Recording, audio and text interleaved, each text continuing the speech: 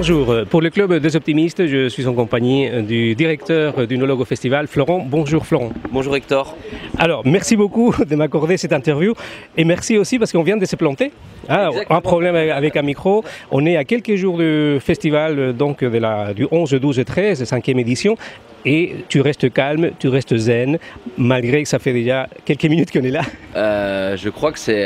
non, l'erreur elle est humaine, tout le monde peut se tromper. Moi je me trompe aussi des fois, donc ça c'est pas un problème. Voilà, un micro qui est défectueux. Non, je suis calme là en façade, mais à l'intérieur ça boue et je suis dans le stress. Optimal, c'est la ligne droite, on a encore beaucoup de boulot, on se met la barre haut, on a envie d'accueillir les festivaliers dans des vraies conditions.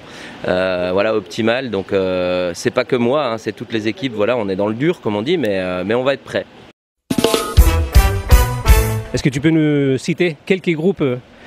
Alors voilà, cette année, comme je disais sur la programmation, comparé à l'année 2016, là en 2017 c'est les 5 ans, c'est l'anniversaire, on a choisi de faire une programmation, on va dire, plus homogène. Donc on a pris le risque d'avoir de moins énormes têtes d'affiche peut-être que l'année dernière, mais quelque chose de beaucoup plus homogène.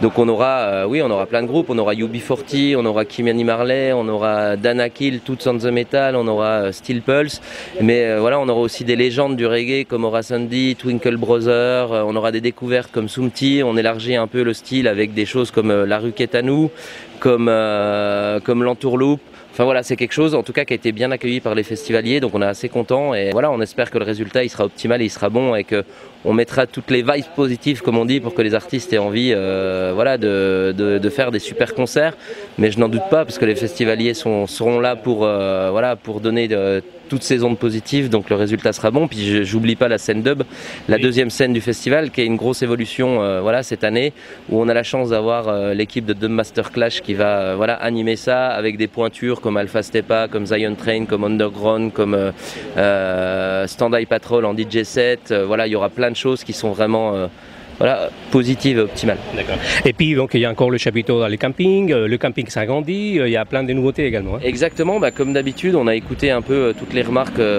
des festivaliers, puis on les met en place. Donc sous le chapiteau il y aura beaucoup d'activités, beaucoup de surprises, c'est les 5 ans, vous verrez, on ne peut pas tout dévoiler, il y aura des surprises sur le moment, mais on a une programmation de films qui sera faite avec des débats sous le chapiteau, on aura des concerts surprises sous le chapiteau, les festivaliers le découvriront quand ils auront le programme dans les mains, quand ils seront sur Fraisan. Il y aura des scènes ouvertes très importantes, on a envie de laisser une place à l'expression culturelle, donc que ce soit de la musique, du slam, du cirque, du théâtre. Toutes les après-midi sur le camping il y aura une scène avec un équipement adapté pour que les gens puissent s'exprimer et aussi prendre leur kiff tout simplement pendant le festival.